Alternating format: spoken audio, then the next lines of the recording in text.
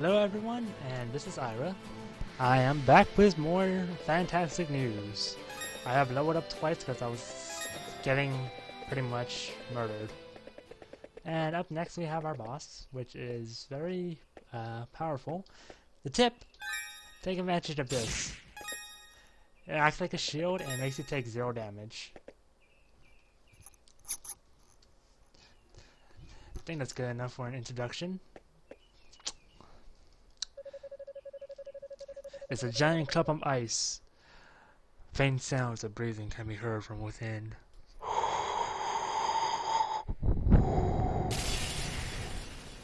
Oh my god, it's a dragon! No!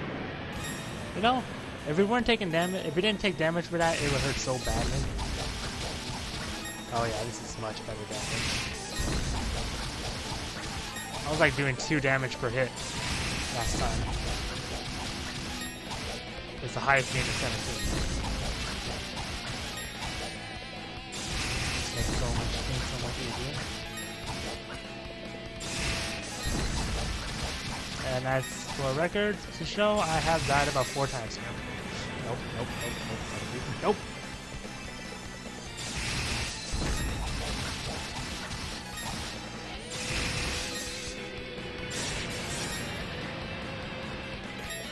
Come here, left leg, come on, Papa. Let me hurt you so badly that you don't want to stand up. I know, you don't want me to hurt you, but you're a big dragon. And you have a statue, so many complications arise at this point. With your left leg.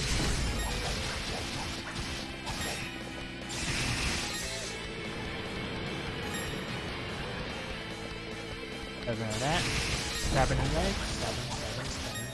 Slashing him. Now it's gonna drop icicles from above us. Take advantage of the terra bracelet to cause some damage to him. But at each interview, he will drop a bunch of icicles on you, which then can be used to, as you see, spread more icicles, shoot more icicles. I use them a large variety of locations.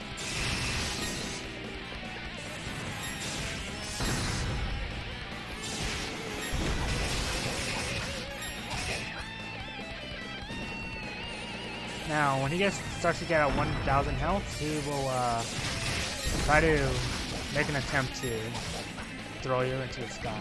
Like right now. Okay, not right now.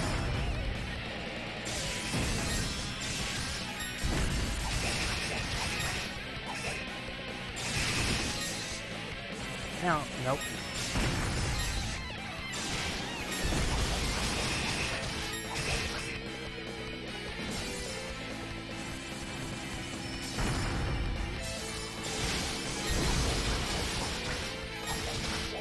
Now is the time, I believe, good sir?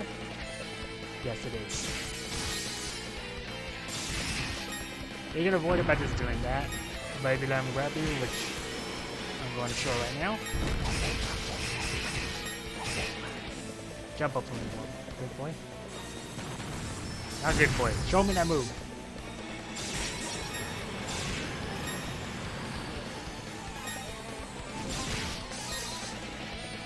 Yes, come grab me. Alright, so let's stay to the right or left, whichever your preference is. And when those big boulders come, just hit them with all your might of the earth, which negates damage. Because if you get hit, it hurts a lot.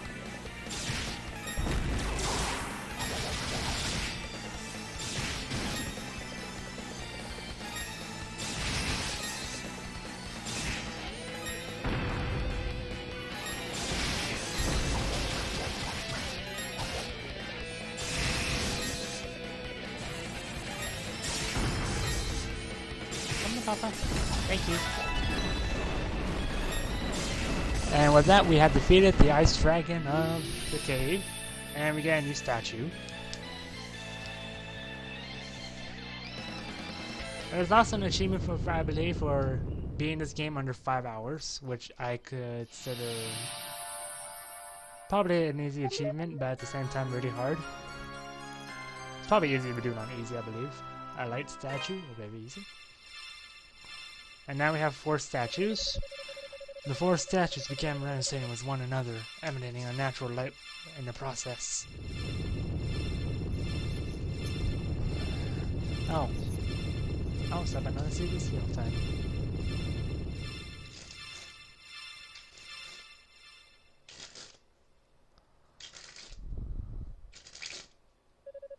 As the light faded, the entire cavern grew deathly quiet. Am I supposed to get out of here now? Or something?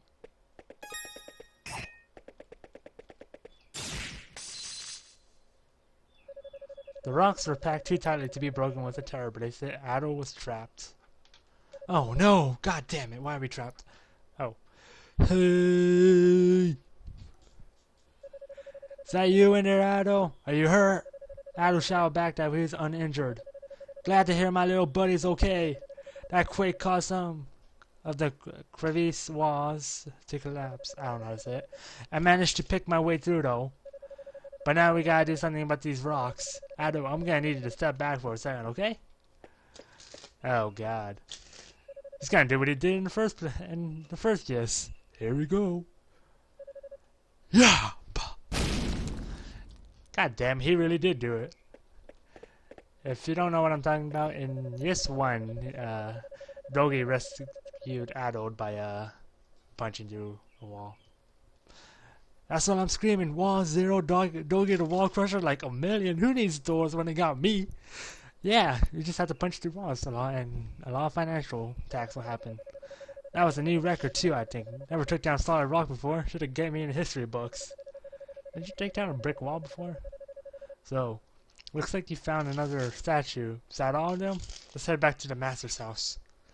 If you're wondering what that noise in the background is, it's most likely birds chirping, maybe the fan, and my cards, because I like doing this. Hey Chester, what's up my good old buddy? My little buddy. Chester, you're here. Of course, I'm kept well apprised of your actions. Seems like you seems to have all 4 statues now. So, as I said before, I think you best give them to me. Chester, there's just one thing I need to know. What are you planning to do with these statues? A mere knight dares not question the motivations of Count Maguire. Though I cannot entirely plead ignorance, as I've heard some rumblings of the nature on his glorious plan. That's not what I asked you. I want to know what you plan to do with them. ... How long have you known? I knew it from the very beginning. I didn't believe for a second that you felt such contempt towards Anna. That's just not you. And I really couldn't see you serving as someone as obviously corrupt as McGuire. Not willingly anyway, so I figure you got something else up your sleeve. Your oafish exterior belies your perceptive nature as it always has. How was it, Chester? What are you really up to? Very well. I suppose this is a good time as any. What I seek is revenge. Revenge? You were born in Felghana, so undoubtedly you're familiar with Genos Island, no? I've never told you this before, but that is the land where my sister and I were born. What? Well, wait a second. I've always heard that Genos Island was wiped out by some kind of plague or something. Indeed, we speak of the same place. However, it was not the plague, but monsters that brought about the island's ruin. Monsters? Yes, monsters with the appearance of human skeletons, clad in armor. They appeared out of nowhere and simply started massacring all the villagers. Our warriors fought back, of course, but the creatures just wouldn't stay dead. We stood no chance. In the end, Elena and I were the sole survivors of the attack. But why? Why would monsters suddenly appear just like that? Oops. It was no random occurrence, and therein lies the rub. McGuire was directly responsible for the massacre. He enlisted the services of a dark sorcerer for the task. My people were the descendants of Genos himself. We were charged with guarding the holy artifacts that had locked away the Demon Lord's power to prevent their misuse. I would assume McGuire simply considered us a threat to his ambitions. And that's how my sister and I were orphaned and came to live with Mayor Redmont. It's no surprise that Elena's memories of these events have been suppressed given their extreme, horrific nature.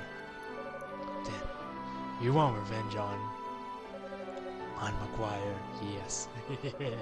He will be destroyed by the very power he so desperately seeks. And he won't be the only one. I intended to see that every living creature in Valencin's castle burned to hell. Perhaps then, the wounded, defiled souls of my ancestral people can finally know true justice. At long last, after all these years, their anger and hatred will be appeased. And eliminating the parasitic slime who sits on Valenstein's throne will be benefiting the entirety of Felghana as well. Now then, why don't you hand over these statues so this can all fall in place? To be honest, I'm not sure how I'm supposed to react to all this. You're supposed to be reacting, yay! Let's give it to him, Adol. I can't pretend to know how you feel, but just hear me out on one thing. Let's just say that your plan succeeds and you do get your revenge. What then? Do you think it'll make Elena happy? Hell, will it really make you happy? Sure, McGuire might be a horrible man and he may even deserve what you're planning for him. But imagine how Elena would feel knowing the depths you sunk to in the name of vengeance. Do you think she'd be proud of what you accomplished? If you just step back and think about it, I know you find some other, less drastic way to deal with McGuire. If I explain everything to the townsfolk, they understand. And I bet they do what they could do to help, too. If everyone banded together, we could drive McGuire out of Felghana for good. Send him into exile. You don't have to disgrace yourself over scum like him. So come on, man. Please, Chester. You have to put a stop to this before it's too late. Come back to town with us. We can all sit down and have a good time. Maybe enjoy one of Elena's homemade cooked meals. Look how far I've come, though. Do you honestly think I can go back after all this? No. There's no turning back for me!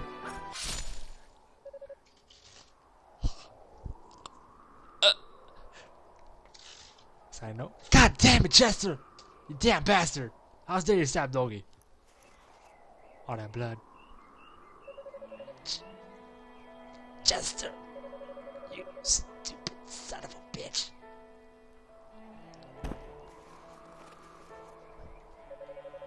There is still time to save him. If you want him to live, give me the statues now! Adol gave the statues to Chester. Excellent.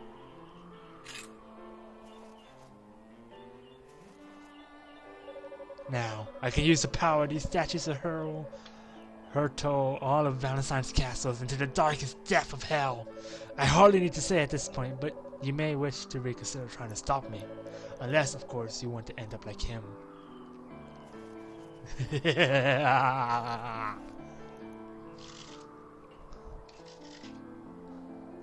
Now, from my point of view, Chester is a good guy, but the idea of revenge is just mine.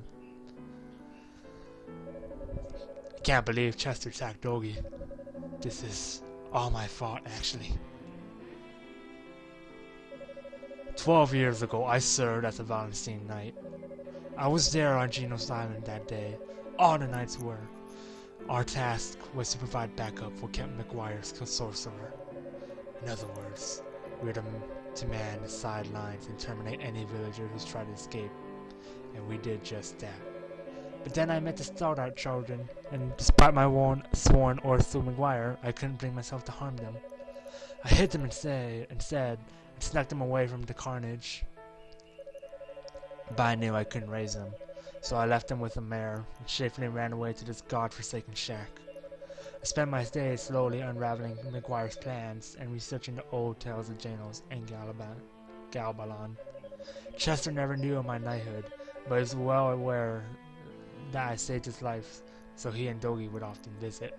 As such, while secretly investigating McGuire, I also took it upon myself to train the two of them in the art of war.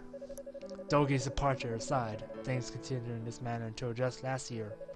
Around the time monsters started appearing all across Felghana, Chester came to see me in quite a panic.